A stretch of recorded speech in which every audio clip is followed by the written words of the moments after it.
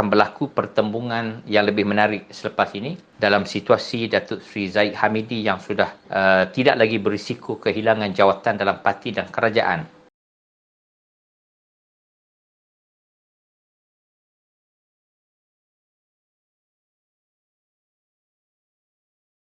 UMNO ini korup, khususnya labelan terhadap Datuk Seri Zahid Hamidi sebagai Presiden UMNO, kononnya tidak layak, akan menjadi hilang.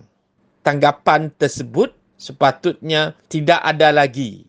Kecuali dalam konteks ini kita lihat selepas lebih 4 tahun, labelan-labelan tersebut digunakan oleh musuh politik Datuk Seri Zahid Hamidi, bukan saja untuk menjatuhkan Datuk Seri Zahid Hamidi secara peribadi, tapi juga untuk menjatuhkan reputasi UMNO. Lebih-lebih lagi, Zahid Hamidi dianggap sebagai pemimpin penting dalam kepimpinan UMNO. Jadi, kesan daripada pengaiban daripada label-labelan tersebut telah banyak menyebabkan reputasi UMNO dan reputasi Datuk Seri Zahid Hamidi ini tercemar, terhakis.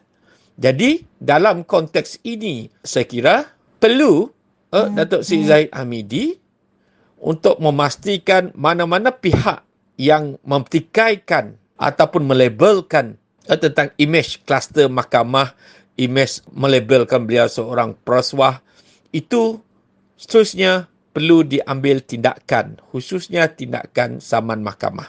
Sebab dengan cara inilah pihak lain tidak akan menggunakan apa yang dianggap beliau sendiri sebagai pendakwaan politik tersebut, tidak lagi membelenggu beliau sebagai Presiden UMNO, membelenggu beliau sebagai Timbalan Menteri dan membelenggu beliau dan keluarga beliau secara peribadi akibat daripada pengaiban yang dilakukan, yang beliau anggap dilakukan oleh musuh politik tersebut. Jadi saya kira kesan kepada UMNO sepatutnya dengan bebasnya Datuk Seri Zahid Hamidi, UMNO sepatutnya boleh bergerak ke depan bebas daripada belenggu tersebut.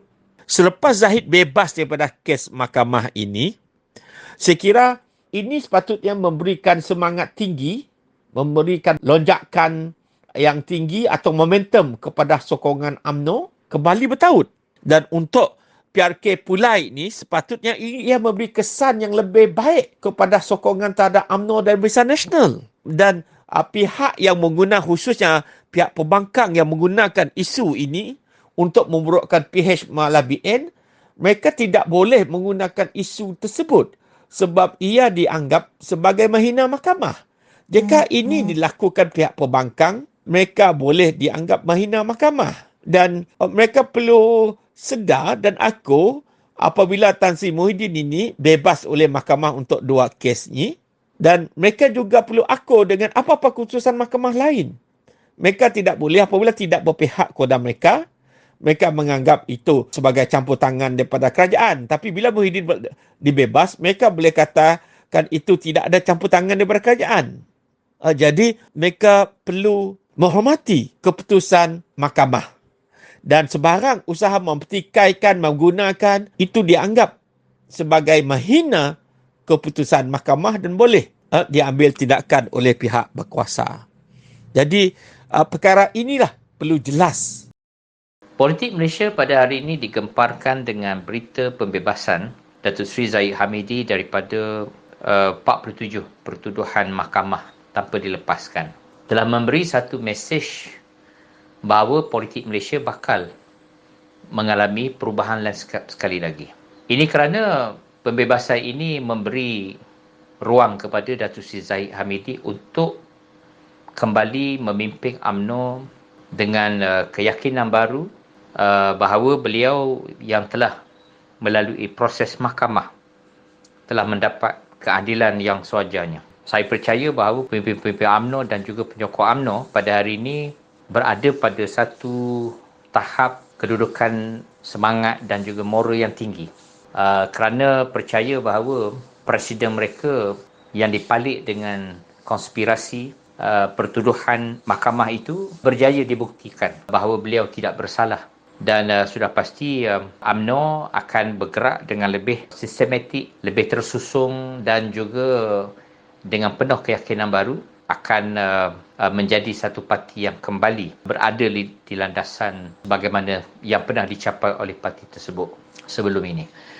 Bagaimanapun dari satu sudut yang lain, pembebasan Datuk Seri Zahid Hamidi juga akan memberi ruang kepada penentang-penentang beliau di dalam UMNO yang pro kepada parti-parti pembangkang dan bersama parti pembangkang mereka akan menggunakan isu pembebasan ini sebagai cara untuk menaratifkan bahawa kerajaan yang ada pada hari ini sedang membersihkan PPP UMNO daripada tuduhan-tuduhan mahkamah, dan sudah pasti akan berlaku pertembungan yang lebih menarik selepas ini dalam situasi Datuk Seri Zahid Hamidi yang sudah tidak lagi berisiko kehilangan jawatan dalam parti dan kerajaan. Setelah dibebaskan daripada tuduhan tersebut, akan bertembung dengan kumpulan penentang dan juga parti-parti pembangkang yang akan menggunakan isu pembebasan beliau ini sebagai satu naratif baru untuk menunjukkan kepada rakyat bahawa amalan rasuah di kalangan PPP UMNO sekarang sedang dibersihkan oleh kerajaan yang sedia ada.